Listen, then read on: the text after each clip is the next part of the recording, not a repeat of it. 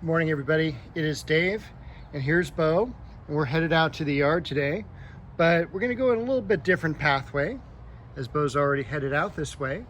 We'll take a look at, first off, the first stop is this beautiful celebrity tree rose. It's just gone into full bloom, and we'll zoom in on one of the blossoms there. It is got a medium fragrance to it. It is, as far as I'm concerned, the best yellow. When you look at the leaves, it's got a thick, glossy coat to it, so it doesn't get the fungus diseases like black spot or mildew that all the other roses that are yellow get, such as New Day comes to mind. But this is a great yellow rose for the yard. It is a hybrid tea form. Came out, I want to say, right around the mid-1980s. Look at all those lavender blossoms there. Over here, we've got some geraniums in bloom. And one thing I forgot to show you last week was this beautiful lavender trumpet vine that's in bloom. Clitostoma is the botanical name for that. Over here, we've got our crimson bouquet roses that have opened up. I did cut all the suckers off recently, if you saw those in some previous videos. And also, over here, one flower I haven't talked about ever is Sisyrinchium. This is California blue-eyed grass, and this is large California blue-eyed grass. The more common Sisyrinchium, Sisyrinchium bellum, only is about maybe a foot tall at the most. It has really thin foliage. This one, much thicker foliage. So that's something that is a California native and blooms in the springtime. It's just overall a really excellent plant for the yard. That was oops because Bo was behind me. Over here we've got the lemon balm. Excellent, easy to grow herb. A lot of ivy and ferns. The Japanese maple leafing out. The orchid that I got from Andy's Orchid. We've got some of the ajuga now regrowing after it's been cut back. Got that beautiful euphorbia. And this is also where I took that one fern, which was just over to our left. I'll be there in a moment. That was just burning too much, getting too much sun. Beautiful Davallia around the base of the sweet shade tree. And this is also a tree that's now coming into bloom. So this is Hymnosporum flavum, and this is sweet shade. So easy to grow tree, glossy green foliage. The only complaint I've got about this is that the branches are very weak, so they don't hold a lot of weight, and they can break pretty easily. But for blooms, especially for a tree, it is a pretty nice fragrance, very mellow fragrance. So it's not like overpowering or anything like that. And the tree, if I back up a little bit more here, you can see like absolutely huge amount of blooms, and of course a consistent bloomer every single spring. Over here, we've got our variegated Alstroemeria. We've got a few buds as well, so I'm looking forward to that opening up. Variegated geranium. More of the ajuga, and I'll be cutting back the foliage on a lot of the bulbs that have already bloomed this season. So about halfway, see a lot of these are already done, but remember, this year's foliage is next year's bloom. So you want to leave that as much undisturbed as you can, but when it's out in front of plants, I know aesthetically you definitely want to get rid of that. We have some beautiful osteos here. We do have one bloom there on the ajuga. Cool conifer, and of course this is Japanese maple Shishigashira. one of the heliotropes that I have. I'll probably have to go through and do some deadheading as well, because I do need to cut these daffodils back as well. But again, beautiful osteo African daisies. And then here we've got the pomegranate. And it looks like even some pomegranate blooms in there. So I'm looking forward to some fruit production this year. It didn't do anything last year. Last year was the first year that I had planted it, and I've been pruning it real consistently. So it should be really, really a nice, spectacular setting in the fall with the fruit on it. Shasta daisy plants getting nice and full. I'm thinking for the yellow magnolia, I'm actually going to kind of plant it right here.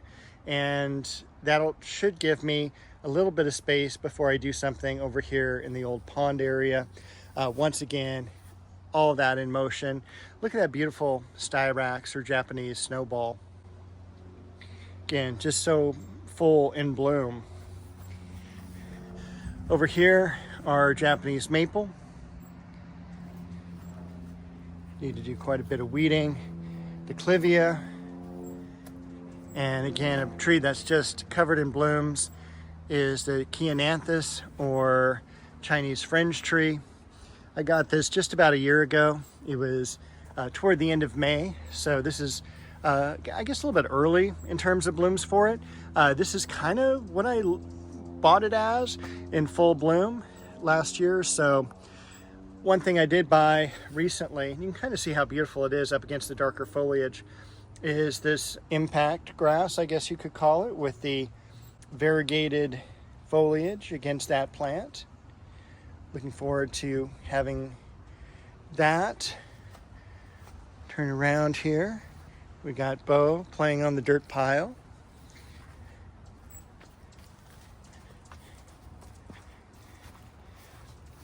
Got the tomatoes, which overwintered over here. Take a look at that. Dogwood. Over here, we've got the newly planted peony, newly planted last year. And then this one has been in the ground a couple of years, I think 3 years now. And Japanese maple that I moved. Centranthus. I put the other dogwood just in the hole here, just as a placekeeper. And then we've got the Stewartia, also 1 gallon. And that's just done terrific so far. Also, another thing that's done terrific is that Dianthus. These blossoms are all done, so all I have to do now, and these are real easy to thin. I also heard as this scilla, as a common name, is Spanish bluebell. So you just take the stem, I usually push it just slightly, and then I pull out of the plant, the blossom, and that's all you have to do. So I'm going to go through that. Foliage will be left. Foliage will die back in about a month, and then I'll usually, all you have to do is rake or just take your hands and move the foliage. It just dies down completely to the soil level. So very easy to clean those, and then I'll look forward to them coming up next October, November. We've got a beautiful Cecile Brunner in bloom on that arbor. The dwarf nectarine and peach are about done blooming. But again, look at all the fruit that is setting this year. I mean, this is never set like that before. So very exciting. I hope you can kind of see a little bit here that the nectarine does the same. We'll walk over here this way since Bo's on this side. We've got some beautiful scaviola, hemlock, Margaret Merrill rose. The begonia looks like it just needs a little bit of deadheading. Got the chocolate cosmos. A few more blooms ready to open up on that. A little bit better view of the dogwood and S2.E22. This is a white aloe. So really nice plant and really nice flower as well. This rose is Perfect Moment.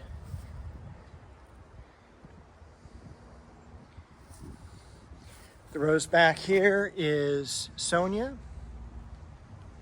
And again, I'm just like so thrilled with all the foxglove that's blooming here. And then you can see Tournament of Roses. Really a great hybrid tea. That one came out in 1986. This is Fragrant Plum, although it does fade very, very quickly once it's open. We've got a great cluster of blooms here from Gold Medal.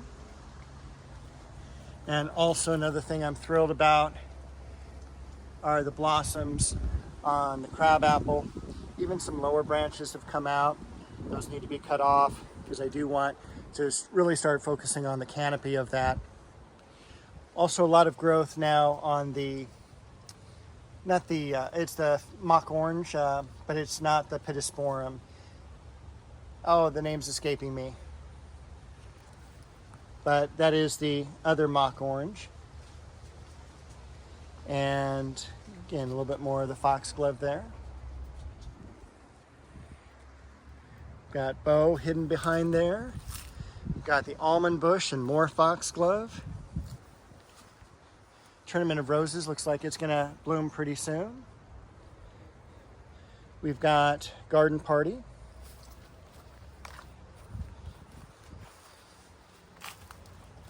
We've got Duet.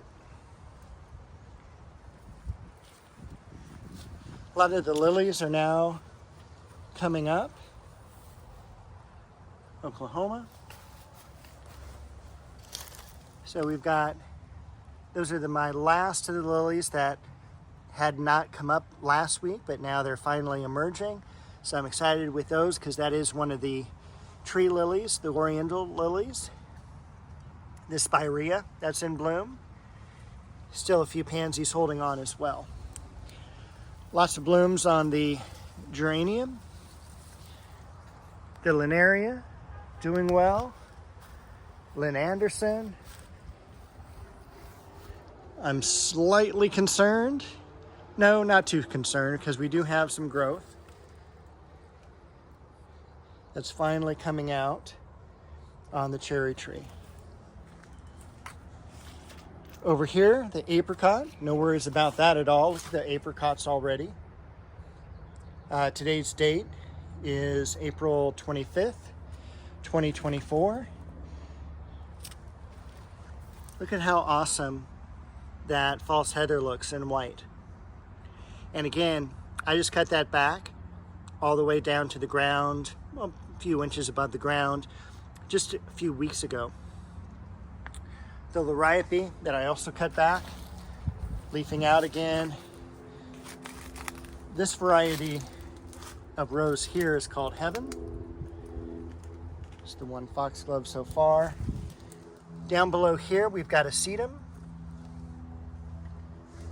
Got some of the Oxalis brasiliensis growing. Sterling silver from the 1950s. Variegated oregano.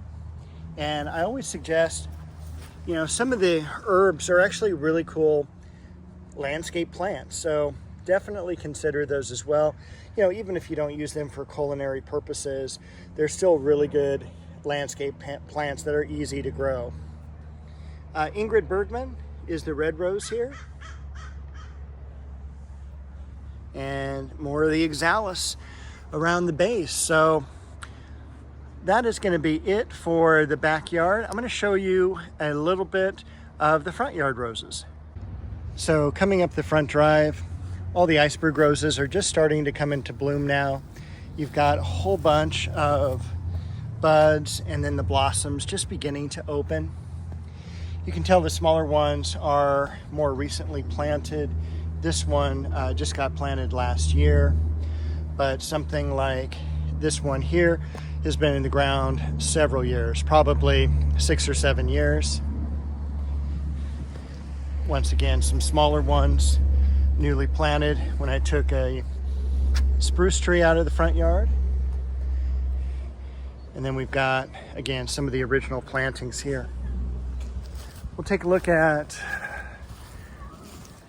some of these here. This is Sheer Bliss, that's in bloom. This is David Austin Evelyn. Mary Rose. English Garden. And really one of my favorites is back here. This is Abraham Darby. That'll be open in a couple more days.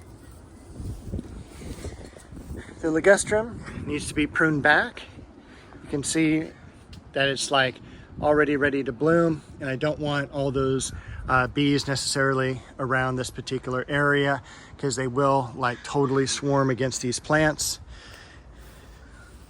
This is Princess Caroline de Monaco back here. Baron Provost off to the right. This one here, let's see if we've got a nice blossom here. It's a little bit past its prime. This is Souvenir de Malmaison, and this is one that I remember learning about way back in the late 1980s, and I've always wanted one because it was super fragrant.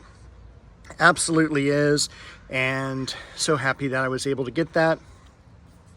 Once again, Antique Rose Emporium did a wonderful job in terms of shipping and quality of plants and everything like that.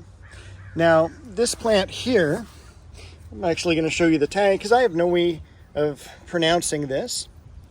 So, it's Clotide Super. So I'm guessing it's kind of maybe a French type of rose. But look at this blossom back here. Again, from the 1800s. I mean, there are probably 100 petals in that, and it's a fairly small rose, maybe the size of a silver dollar, and I haven't seen them get any more open than this.